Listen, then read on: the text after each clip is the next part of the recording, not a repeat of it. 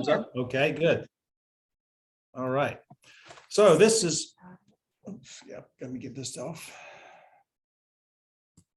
This is an abbreviated sort of presentation from last week with a few other additional pieces of information that kind of goes through some of the highlights, or in some cases lowlights, of what's happening in the market and what Cotton Incorporated is sort of focusing on in the upcoming budget. Not that we necessarily focus on short-term issues, but a lot of these things are ongoing that we have to keep in mind as we develop programs to increase demand and profitability for cotton.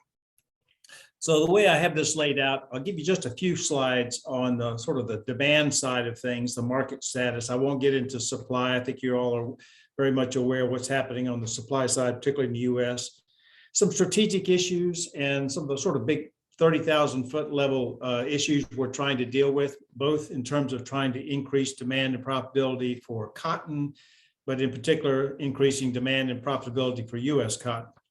I'll give you just a brief summary of the 2023 proposed budget, which was approved by the Cotton Board and our board, Cotton Incorporated's board last week. I think it's being submitted to USDA. And I'm only going to condense this down to just a couple of slides on longer term global market landscape, how that's changing so rapidly, and why some of these issues that if we don't respond, you can see how things can really change either on a positive side or negative side if we're not doing some of the things that we're going to talk about today. So in terms of market status, I'll just focus on the demand side here. And this is one of the things that has been a surprise, a fortunate surprise in the sort of the COVID era. You know, the consumer spending overall on clothing adjusted for price changes, which means this is consumer spending in volume terms. You know, we saw this big drop during the first couple of months of COVID, and we were thinking, well, we'd be lucky to get back to that trend line within a year or two, when in fact it bounced back very quickly and then exceeded the trend for the last year or so. We've been way over in terms of consumer spending on clothing. I won't go into a lot of detail as to the mechanics of that, but the simple answer is that consumers were not out and about, and they were not spending money on services. They were spending money on tangible goods, and clothing was a big beneficiary of that. So the percentage of the consumer's dollar that went into clothing increased a pretty substantial amount based on sort of compared historical averages. So the overall market in terms of volume went up dramatically for textiles. We don't have this kind of information on a global basis, but I would assume that some similar things were happening in places like the EU and Japan. So unfortunately, as you can see, that's beginning to tick down. This is not necessarily cotton. This is all textiles. And I think one of the reasons for that is consumers are saying now they're not as concerned about the pandemic as they were before. And now they're going back and spending money in other areas. So we're going to probably see a sort of a short-term reset in terms of overall spending on textiles. It really helped the cotton market in the US. And this I'm measuring in terms of the retail use for cotton. You know, after we had that sort of pronounced decline, particularly following the price spike in 2010 and 2011, the cotton market has, in terms of a retail side, has kind of come back. It was coming back on a pretty steady basis. It dropped during the early stages of COVID, of course, and now it's actually above the trend line, largely because that overall spending on clothing has been so strong. If you take a bale of cotton and say, where does this come from? A bale of cotton, about 75% now goes into clothing, about a little over maybe 25, 26% goes into home textiles, and the remainder goes into other end uses like wipes and nonwovens type applications. So the cotton market, I'm pretty sure this is true globally, is just heavily dependent on the clothing market more than any other by far. One of the things that was also, alarming at the beginning of the pandemic is cotton share took a additional dip. That was primarily because of the products that we were buying during that period were typically protective apparel, which cotton does not have a large market share. That tends to be a synthetic oriented market. Since the sort of the first several months, cotton share actually recovered and exceeded the COVID levels.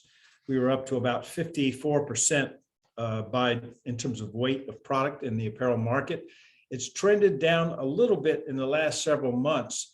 That's either because of possibly the price gap between cotton and synthetics having some impact. It could also be, we're not sure of this, but it could also be some things related to the China situation, the forced labor issue where brands and retailers were trying desperately to get out of China. In some cases, it's possible that we could have lost a little share because of that, as they may not have been able to change the supply chain quickly to some other country. That remains to be seen, or it could just always be noise in the data. But nevertheless, our share overall probably higher than what we would have anticipated prior to the pandemic. So hopefully we can get that maintained. There's some positive reasons for why our share maybe can hang in there for a while. In terms of demand globally, the pandemic in the 1920 crop year, these numbers here are on a crop year, not a calendar year. And you see that little dip in 2019 where everything pretty much shut down around the world. We went from 120 million bale use to only about a little over 100, so almost a 20% decline in 1 year, which I believe if you went back probably 50 to maybe well over 60 years, in fact, we had never seen a single year decline like that. But the market did come back. Demand picked it right up in the next year, and the year after we were around 120 to 121 million bales in the 21 crop year. But as you're all familiar with what's happening globally with issues related to the economies around the world, you've got the Ukraine, Russia war, you've got China issues, which I'll talk about a little later. The projections from the International Monetary Fund and others suggest that the economies globally will slow in the 23 calendar year, if not already in 22. And that typically leads to a reset for cotton demand. So I would expect the USDA is probably going to have to lower this number at some point unless the economic conditions around the world begin to improve. One of the things that's that's a bit different about this coming, if there is a recession on a global basis, is that many of these countries, they have spent so much money fighting COVID that there's not a lot of fiscal stimulus dollars left to do some of the things they may want to do. So it's hard to say if we're going in a recession or not, but nevertheless, the cotton market from a demand side is very sensitive to even small changes in economic growth around the world. So that's just kind of, basically what we're concluding in that first section is that the cotton market from a demand side actually fared much better than we would have thought, especially in the early points of the pandemic. It recovered, it exceeded the previous trend line, but now things, because of economic conditions and because of we're spending money elsewhere, we'll probably see a little bit of weakening in the coming 12 months. Strategic issues and plan. Well, you can't develop a long-term plan without really understanding there's some things that are beyond our control that we're going to have to change with it and adjust as economies adjust. One of those is we don't know all the long-term economic impacts of the pandemic. I do know that there's a surge in global deficits and debt, from developing countries to developed countries. Typically, not always, but typically that's going to lead to maybe slower potential economic growth globally. There's some changes between the countries that the have-nots have fared more poorly than the haves, which has widened the income gap. That typically is a negative thing in terms of textile demand.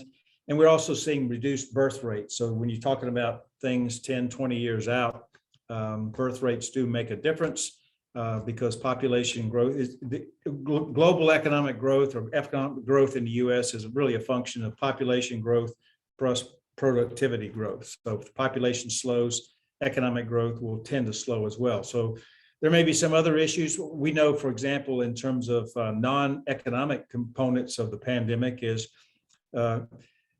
in most industries or many industries today, there's a lot more work from home than there was before. And I think that while some of that may come back to the office, it's going to be harder to reach people the way we used to. In other words, you go visit a company, you have meetings, but it may be more difficult if half their staff is working from home that particular day or those couple of days. So that's going to change things. We're adjusting to that. Obviously, Zoom is a great thing to adjust to, but we really do want to get back to more in-person meetings. I don't know how this is going to end, the Russia-Ukraine war. I don't know that anybody does, but we know it's had impacts on energy prices, input costs, of course, for producers, big time in the last 12 months or 18 months. Global inflation has increased. I know people certainly look at the US numbers and talk about what's causing that, but the reality is inflation has picked up in all the developed countries. Some cases about the same as the US. Japan has increased, but not as much as the US. Been changes in global food distribution, and global economic growth has been impacted as well. And then the one that's hard to figure out how this is going to end is the China-Hong Kong issue, China-Taiwan. We know from talking to brands and retailers, there could be potential changes in the sourcing locations of these companies. They are right now heavily located in Asia, in Hong Kong. But if those tensions continue, and if there continues to be restrictions in terms of travel, will the brands and retailers shift locations to some other place? I don't know. It could be Singapore, it could be Thailand, Bangkok, who knows? But if that does happen, that'll have an impact on us in terms of how we go about reaching these people and where our people are located. There's a potential acceleration in the redistribution of global cotton mill use. I'm going to cover that at the very end. Cotton has always had pretty big changes in terms of where it's spun in terms of around the world. It has gone from the developed countries to the developing world. Then when it shifted out of the US, it tended to go to Mexico. Even before that, it was going into Japan, Korea, Taiwan. Then it shifted to the ASEAN region. Then it shifted to China. And now it's shifting out of China to other countries like Bangladesh, Vietnam, and others. So I think this whole issue with China, Hong Kong, China, Taiwan could, and the Uyghur situation, forced labor situation, could cause once the pandemic settles, even a faster acceleration in this redistribution. And that'll have an impact on US cotton US cotton exports. So, if you're looking at the big picture in terms of a strategic plan of how can cotton, what are some of the key things that we are doing or hope to do to improve or protect cotton's position against other fibers? One is we have to address the transparency traceability issue, meaning that the supply chain now wants to know everything about where the product was made. If it's if it's a natural product, they want to know where it was grown, even who grew it in some cases. They want to know how it was processed, who processed it.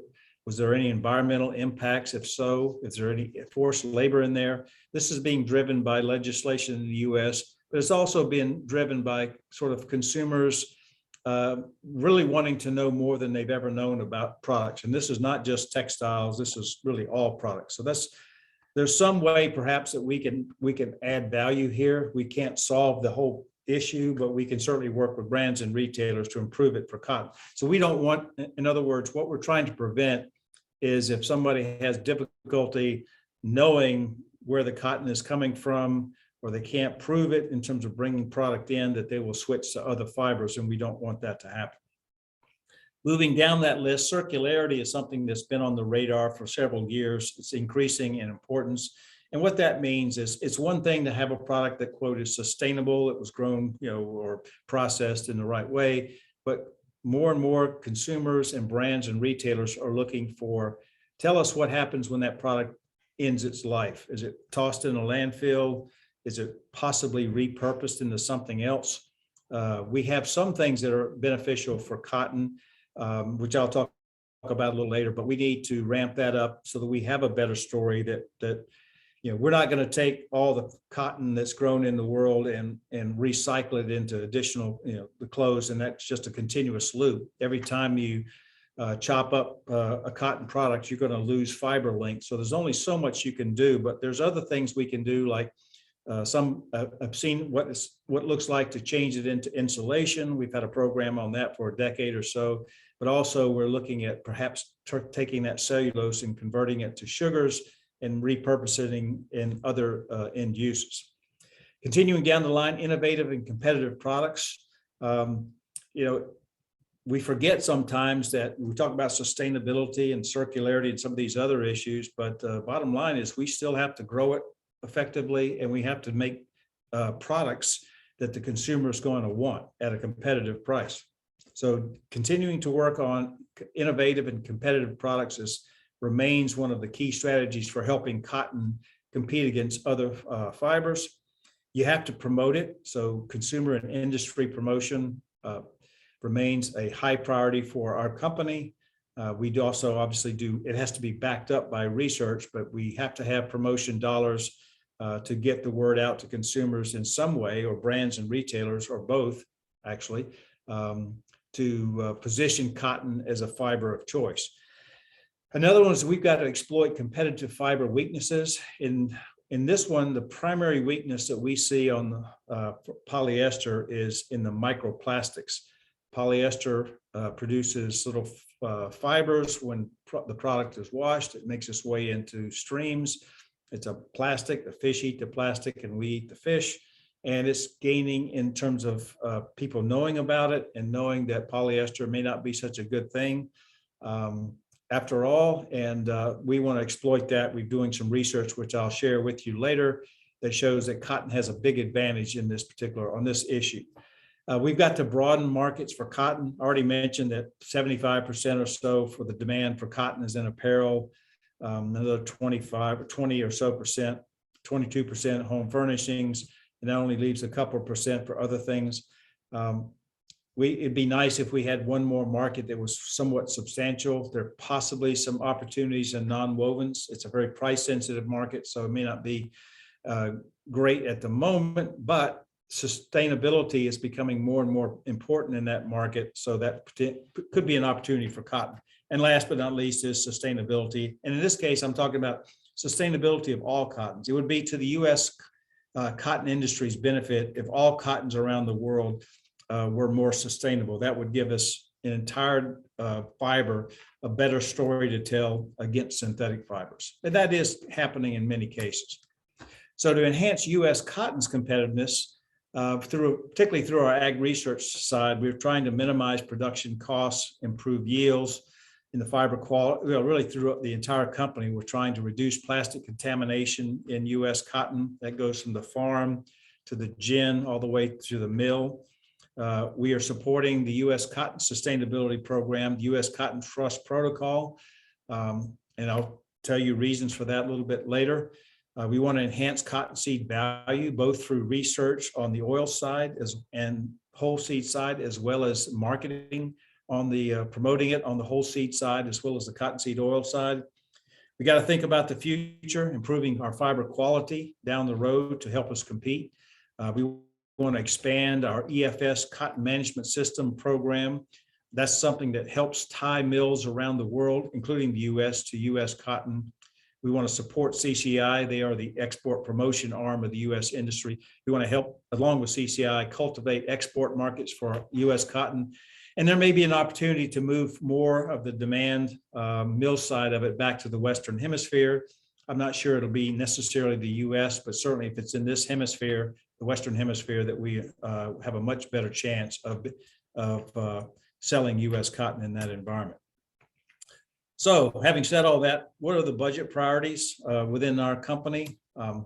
Number one, let's talk about the budget. The budget overall is $87 million compared to a little over 86 in 2022. It's a little bit misleading because our 2022 budget includes a fairly large supplemental budget and some other carryover numbers. So we actually got an additional I think it was like $4.6 million So it felt like this year's budget was a pretty good increase from 2022. One of the things we did in 2022 is there were some capital needs that we had for 2023 that we just thought that if we put it in the normal sort of budget that we wouldn't get it because of the port issues, because of shipping delays, manufacturing delays. So we front loaded some capital purchases to make sure we got those in a timely manner. And so that sort of artificially put the 22 numbers up.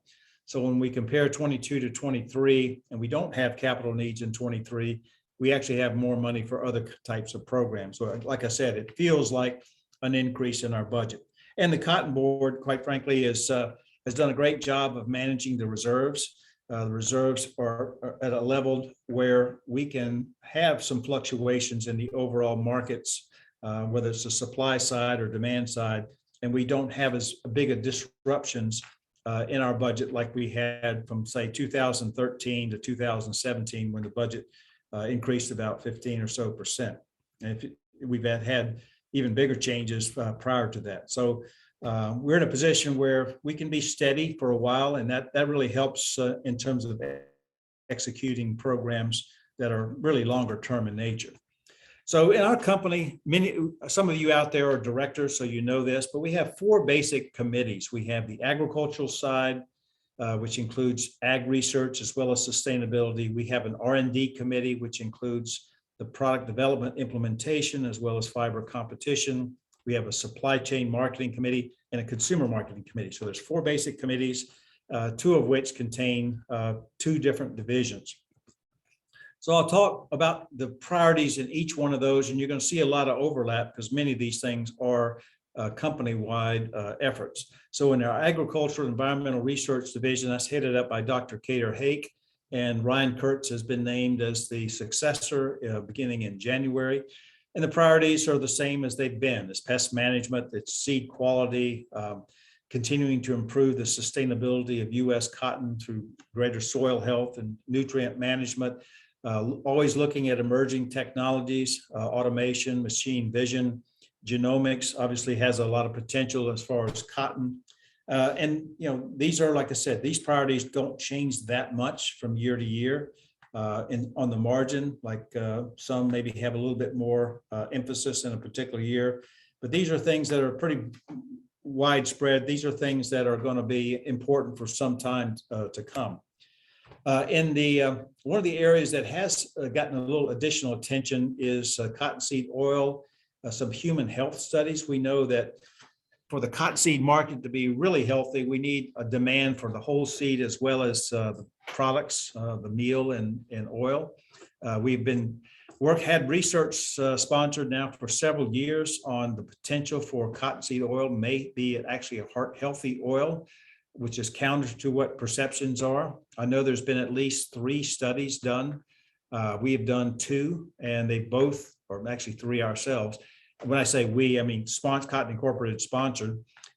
These studies have shown that the cottonseed oil does have some health benefits, reducing cholesterol, your bad cholesterol. It's been also done in mice, which shows the pathway as to why that may be the case. And I'm not a technical enough person to give you the details of that. But this is still in the kind of the early stages, and I think it has some potential. And this is something that we are going to be expanding going forward to continue to have additional research to get that out in the public domain, and hopefully some private money will come in and also look at this and hopefully duplicate these studies to show that, yes, this is a real potential for the cottonseed oil market. In sustainability, this is a division that's only been out there for probably around 5 years or so, headed up by Dr. Jesse Daystar. We work very closely with the National Cotton Council and developing the sustainability goals that some of you may have heard about, but also supporting the U.S. Cotton Trust Protocol, which is we'll call it the verification sustainability program for U.S. cotton, which is hopefully, or is growing in importance, and we're getting greater sign up. Marjorie's on the call. She can probably give you any additional information on this. We're trying to take a sustainability leadership and engagement role where Cotton Incorporated is becoming more of a voice. So when people have questions in the industry about sustainability, that we can provide expert and unbiased information. We have a good story to tell, and we're trying to do that. Plastic pollution, key thing, as we talked about before. Cotton degrades, polyester doesn't. This is a big issue, and this is a priority for our division, really company-wide. And we're always looking to assess objectively what is the environmental impact of cotton products. We do life cycle assessments for major products for cotton, knit, or woven, and I think we're doing one for cottonseed oil. And then also sustainability communications. Having all this information really doesn't do you any good unless you're able to communicate that out to industry. So Jesse and his team work very closely with consumer marketing and the supply chain marketing team to craft information that we can get out to brands, retailers, and consumers as well. As far as the trust protocol, Cotton Incorporated just this past year contributed $500,000 to the protocol, as well as an additional $1.23 million to the protocol. This year, we have, I think, $500,000 in the budget for that. Jesse is advisor to the board. He and Stephen Pierce, technical expertise. They're working on carbon to see if there's opportunities there, communications, getting growers enrolled, the software and platform integration, field research, aggregator training, meaning those who are training to review and do the verification programs, and IT platform enhancement. So it's not just writing a check and walking away, that we're very actively engaged, and we do support this program and think it's critical for the U.S. cotton industry. I talked about plastics. I think the numbers show that about 38% of consumers in the U.S. and China, we've done 2 studies on that, are aware of plastic contamination. That was about 17% 5, 6, 7 years ago, so it's growing. And we also track, through Google Trends, what are consumers interested in, or how much is the interest spiking or not? Well, it did have a big spike between March 20th and 26th of this year, and that was because now they have found microplastics in human blood for the first time. A pretty scary statistic is the average consumer consumes the equivalent of a credit card worth of plastic per week. That's in the food we eat, in the water we drink, maybe even in the air. And there's going to be more and more studies on the human health impacts. We're looking at fish right now, which I think is indeterminate, but nevertheless, the bigger this issue becomes, the greater the chance for cotton to recapture some market share. Fiber competition, now we're shifting to the textile related side. They're very actively involved in traceability, which I'm going to talk about in a minute, making sure that we have the right fiber, not for the day, but the future. They are the centerpiece of the plastic contamination issue, working on the vision system and the Viper to try to get plastic out, keep it out of the bales. And EFS is a cotton management system that is used around the world. It helps tie a mill to U.S. cotton. So without the amount of travel normally, because of restrictions, we're trying to find ways of getting that out in a more efficient way, and maybe even a new marketing approach to EFS. So when I talk about sustainability or traceability and transparency, this is a very simplistic description of cotton's journey through the supply chain. So you've got a grower genders, it gets to a merchant, goes to a yarn spinner, then you get it converted into fabric. And I'm going to include dyeing and finishing in one of those 2 pieces. Then it goes to a brand, retailer, consumer. So if the brand retailer wants to know what is exactly in that product and where did it come from, you have to have basically information that continues to make its way through all the supply chain from grower all the way up to that point. Well, the brand retailer thinks that, we know, the retailers know who the brands are. They kind of have a pretty good idea, or think they can get a good idea of the fabrics, whether it's wovens or knits. But where we kind of break down is the information from the yarn spinner to the fabric. Whereas the yarn spinner knows like where that cotton is coming from, because the merchant knows exactly where the cotton is coming from, whether it's U.S. cotton or specifically Texas cotton or somewhere else. And the yarn spinner, certainly if you go into a yarn mill anywhere in the world, they can tell you exactly where the cotton that they're using comes from. But that information is not transferred to the fabric side of it because that yarn is blended.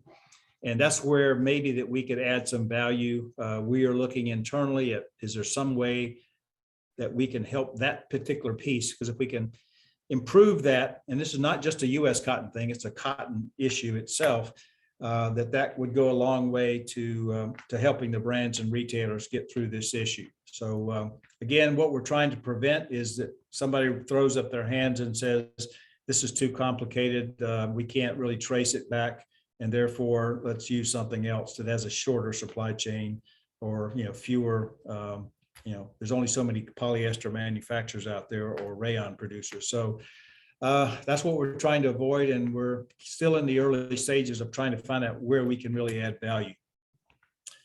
I already talked about these.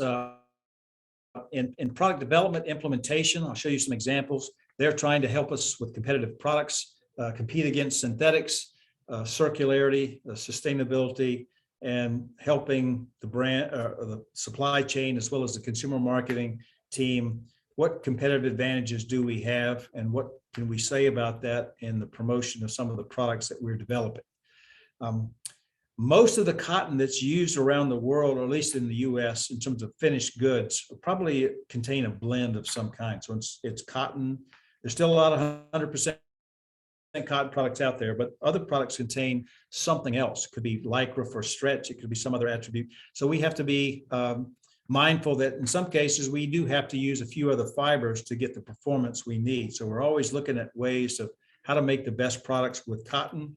And we're doing things with recycled synthetics and blends of sort of that haven't happened before. Maybe it's hemp and cotton or bio-based filaments, not just traditional type old, either 100% cotton or a 50-50 blend type thing. We're kind of have to get past that.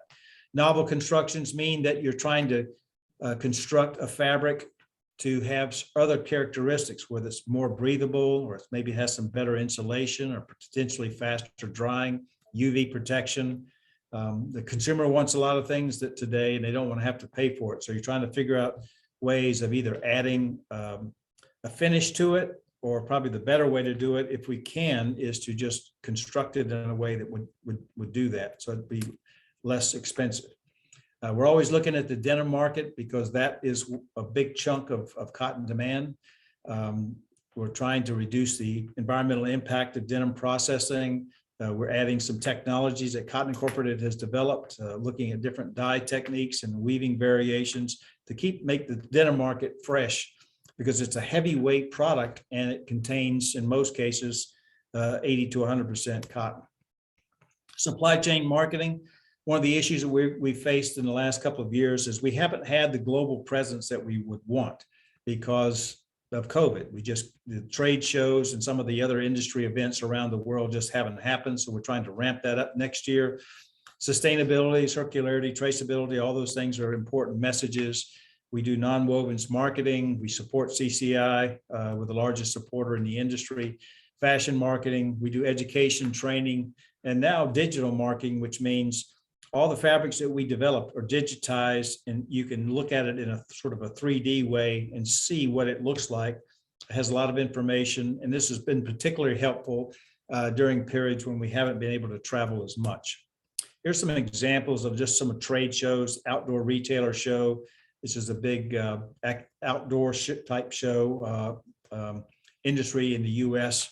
We have a major presence there with booth. We have a lot of products that we can show in the technologies that we have at Cotton Incorporated. Other kinds of industry functions that are now coming back. Bangladesh Denim Expo. I don't remember the Beijing event. Can't remember the acronym for that. Hong Kong Fashion Summit. But there's a lot of these that have been sort of canceled or postponed in the last couple of years that'll be coming back. So if it's an important one, we'll be out there with, here's things you can do with cotton. CCI in some cases are out there as well. So we work very close together on those. Last but not least, consumer marketing. That's trying to deal primarily with the end of the supply chain, the consumer, but also brands and retailers. We got a new campaign coming. We're focusing on youth sustainability. We're asking brands to really feature the label, the blue jeans go green, cotton messaging, the circularity of potential for cotton in the insulation side. We're an advocate on behalf of cotton in terms of corporate communications. They also talk about sustainability and cottonseed and oil outreach. And it has to be supported with research, consumer research. And we do a lot of consumer research at Cotton Incorporated, which help drive our programs, but also is a key marketing piece. Because when we find out if consumers like cotton or are trending in that direction, we want to make sure the industry is aware of that. Things are so much more complicated than they used to be in terms of used to be just TV. And now, my goodness, it's cable, satellite, broadcast, and they call something over the top. Some cases it's advertising supported, some is non-ad supported. You probably recognize some of these. Everything is not, or things are not just television anymore. It could be your tablet you have or your phone. You got to figure out what consumers are doing and make sure that the promotions that we have support all of these platforms as much as we can. And we're on YouTube and we're on all the other major platforms. In fact, we've got an example of this in the gaming and the youth marketing. You see some of those icons, Pinterest, I'd recognize that, probably Facebook, a few others. It's just different today. And so we work with an agency and a media buying agency to try to make sure that when we're trying to reach a consumer, that we're on the kind of platforms that they're watching. And then last is the cottonseed oil. We do promote it and the whole seed as well. Beef and dairy audiences, where we go to the trade shows like everyone else. We promote through some of the publications out there. And it's not just whole seed, but it's cottonseed oil as well. Recycling, I mentioned this, blue jeans go green. That's convert blue jeans to insulation. So we have a circularity story. This has been expanding for now the last decade. We need to do more, actually. And last, again, when I talk about consumer research, it's just a compilation or a summary of, we know consumers think of cotton as the most comfortable fiber, the most sustainable, the highest quality, and we want to make sure that brands and retailers know that as well. And I will show you, is the microplastic issue real? Well, it is, and this is the first time I've seen something like this. This was sent over by, I think, Bill Gillen from the Cotton Board sent this to us a while back. This was a non-sponsored protest. We didn't do this. I told people it's because we didn't think of it first, but this has actually happened in New York just within, I guess, the last 6 months or so.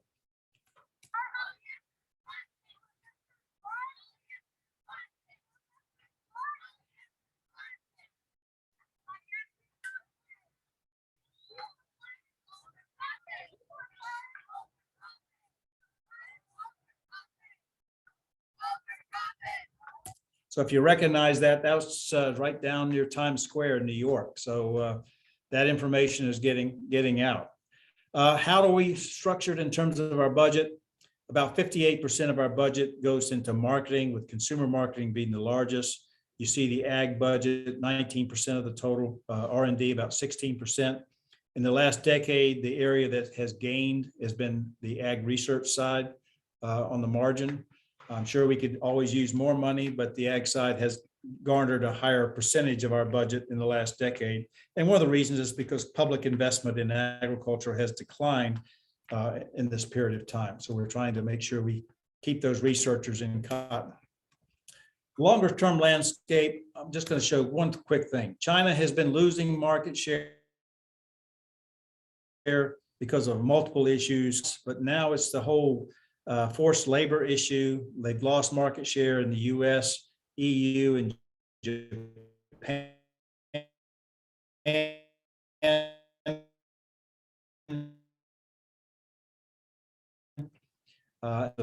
different cotton mill use, and I predict that it's trending lower, and that's, I can't tell you if it's going to go to 28% by 2030 or 20%, but I think it's trending in that direction. One way or the other, it's going to go down. And there's other countries that are benefiting. Vietnam, Bangladesh is gaining market share of the world cotton mill use, meaning they're becoming a higher percentage of the textile world. India was gaining in market share. It's probably flattened out a little bit now. And if I was doing this again, I would probably have a higher prediction for Pakistan. They've got a lot of new infrastructure going in. So the bottom line here is that the landscape is changing, and we've got to be ready to adjust to that, because we have to export 80% or so of our cotton. So bottom line, consumers are driving many of these changes. They have so many different options and platforms for information that we have to be aware of. They're now stressing quality over quantity of goods bought. That's good for cotton.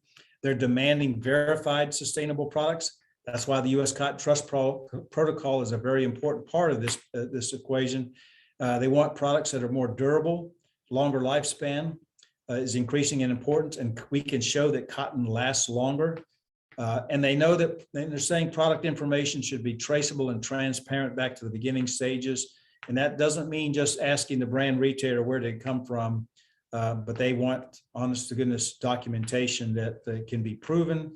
And especially with this thing, the Uyghur situation, product coming in and customs holding it up. So the demand for information is growing. And last but not least, circular products are gaining in importance. So we used to be, the throwaway society. That's not now. We need to be thinking of the repurposing or a circular society as much as we can. So that's hopefully not too long a presentation that kind of summarizes sort of some of these big issues and what we're trying to do to address those. I know I had to leave out a lot of stuff, and apologies to any of the staff that are watching that their areas didn't get mentioned, but there really is a lot going on in the company. So with that, I'll turn it back over to you, Christy. Thank you very much, Berrye. That was great.